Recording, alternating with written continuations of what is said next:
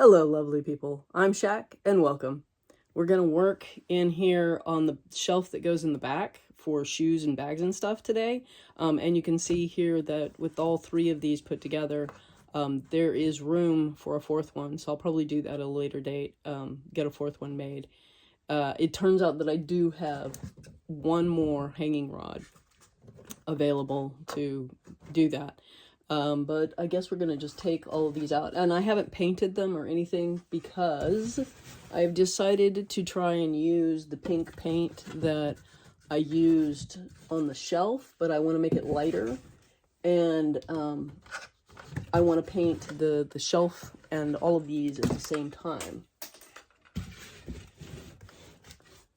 So we've got cleared out. And the first thing I want to do in here is show you how I got started on the design, because I want it to almost fill this back wall.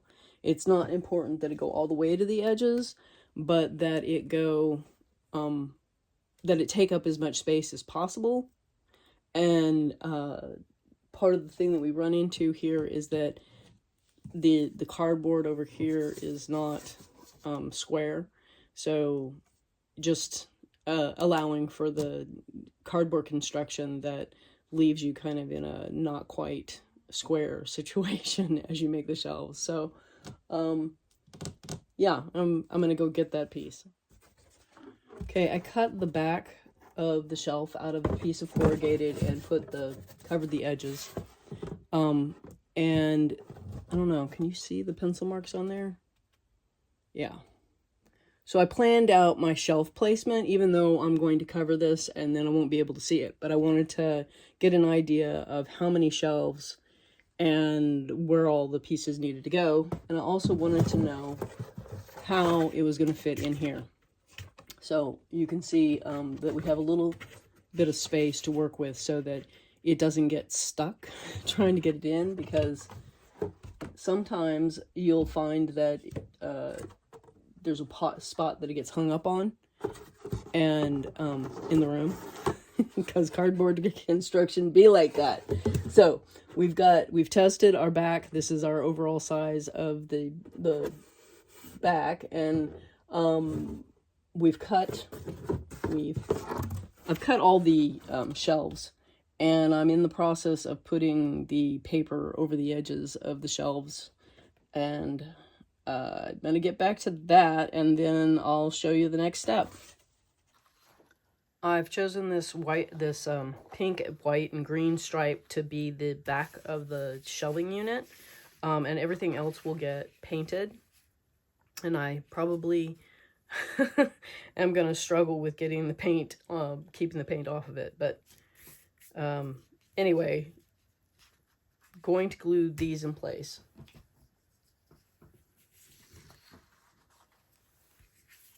So I'm covering all those markings for the shelves. So I made note on another scrap of paper of the main, or all of the shelf distances, which I tried to keep the same so that I wouldn't have a difficult time with remembering. So I've got one spacing for like boots that is bigger than the other spacings. But the two outside sections will be the same spacings, and then the center section has a bigger spacing. So I just made note of that so that I would be able to put the shelves in like I'd configured it, how I'd planned.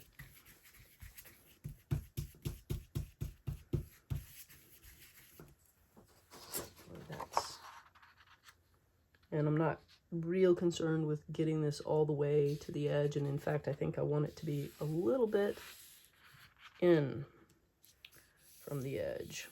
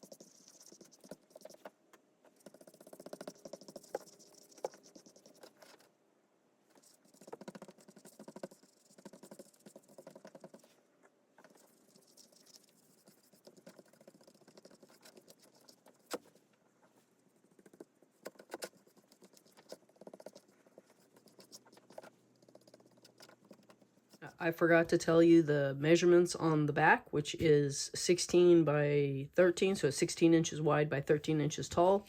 The top, I cut it a 1/4 inch wider than that 16 inch, so it's 16 and a quarter. I could have gone at 16 and 1/8. I just want a little bit extra to make sure that I'm totally capping the top. I also made it a little deeper than the rest, so this is the only one cut at 2 1/4 inches deep. Everything else is 2 1/8, I think. Actually, wow, yeah, 2 1/8. It's not showing up there, but so that it is flush with the top, because it will be capping the back and everything else sits on the back. Hopefully that makes sense.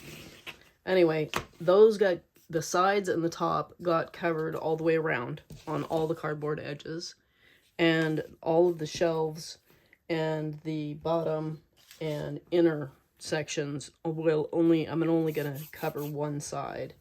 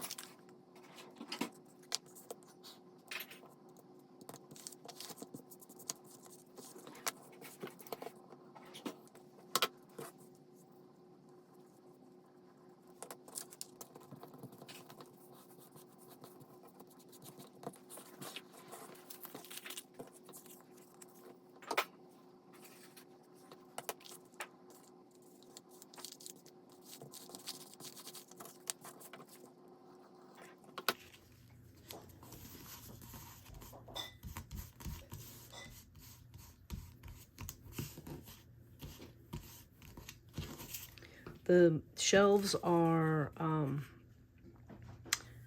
4 3/4 on this and 5 3/4 on this, because I drew it out at 5 6, and then you have to allow for the width of your cardboard and the amount of space that it's taking up.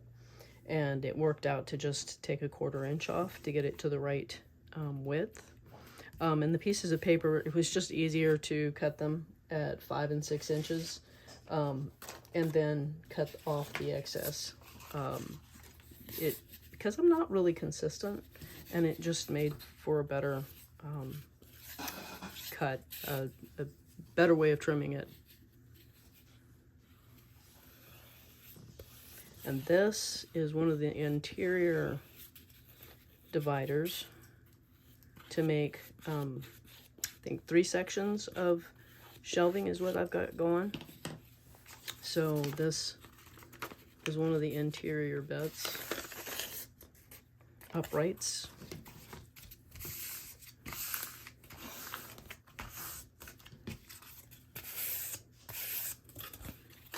End up with a lot of glue on my fingers. This one, no, trim that. And it is time for a new blade on this.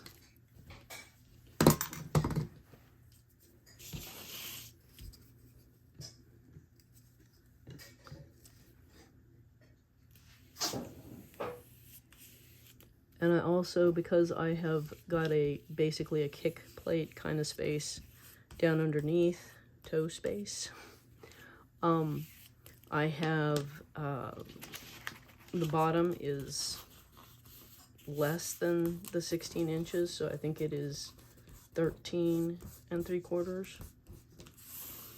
And then the sides here are shortened by 1/2 inch, so instead of, okay, if the bottom is, make sure I've got this right. Ooh, yeah, approximately 16 3/4 for the bottom, and then this, which would have been 13, is 12 1/2. Sorry about doing the math and then not actually doing the math.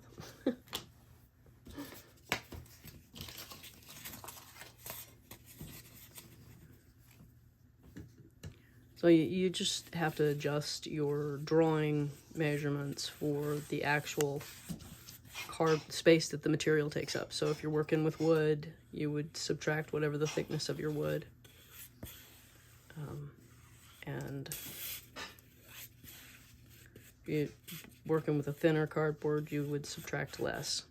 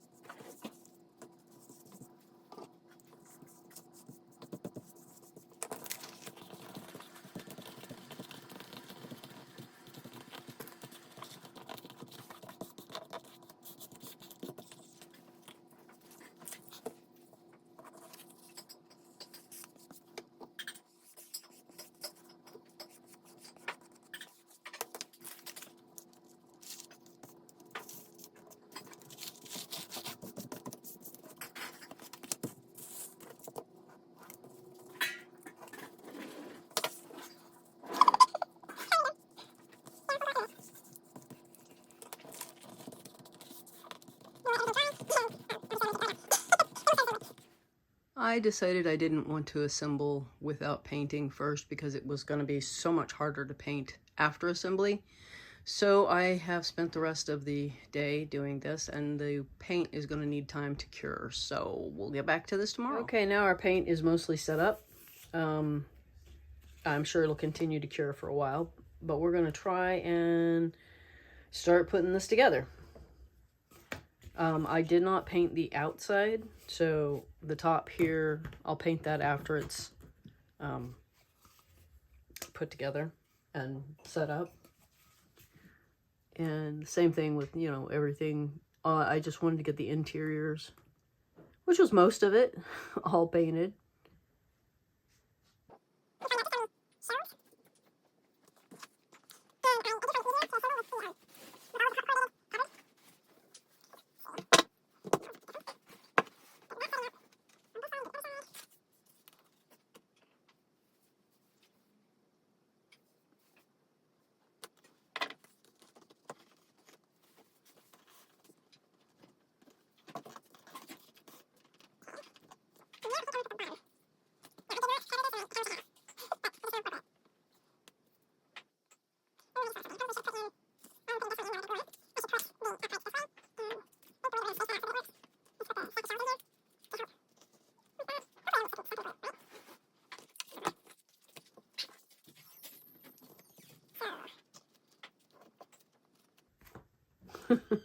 This is where we find out whether or not everything is measured right, yeah?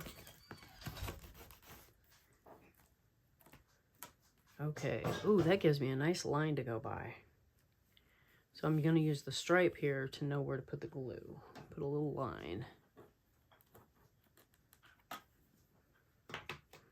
We'll do the same thing on this one.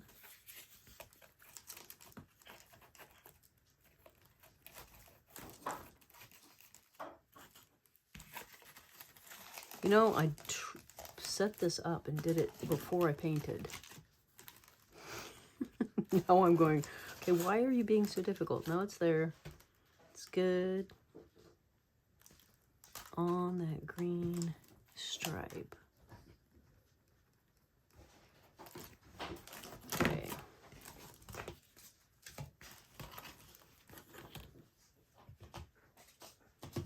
Probably have to put those back in, but take it out while I put the glue down.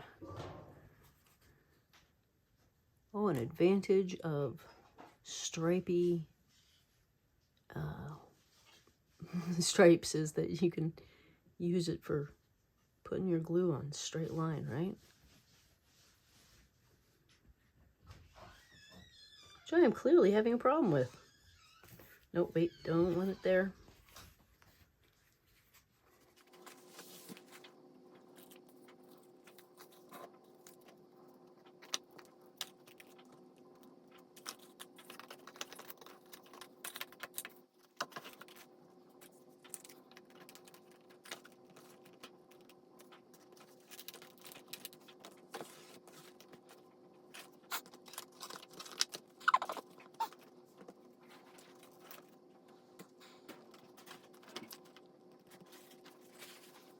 I had to cut about an 1/8 inch off of the center section of shelves. When I tried setting this all up yesterday, before I started painting, I didn't see that it was so tight. So I've just got the shelves in here holding the space while these pieces set up. So we're gonna wait for that to set up. I'm gonna have to go find some rolls of tape to hold this up. To make sure that everything stays where it needs to. And then we'll glue the shelves in. Okay, let's see if you can, nope, you can't there. Can you see the bottom here? I put there, that'll do it. Ah, this bottom piece in to try and stabilize, everything's falling over. To try and stabilize these. And it seems to have helped. Plus, I've got these two shelves in, and I've marked where everything goes.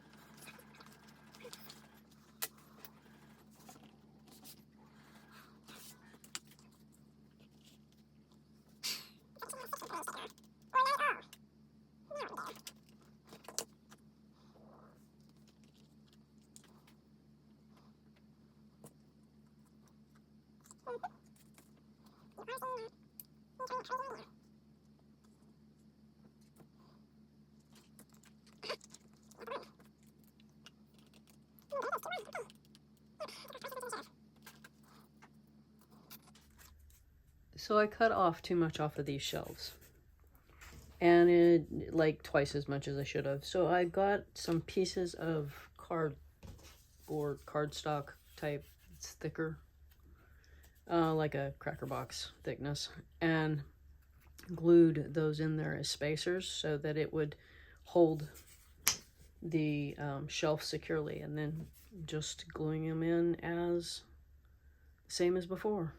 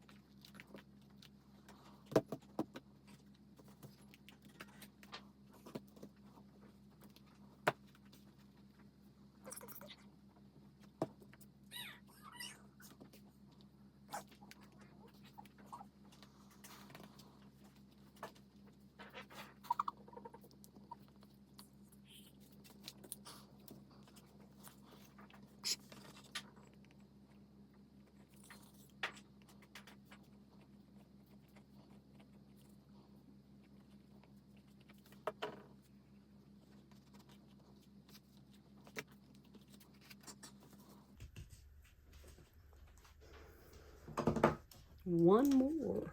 No more. Okay.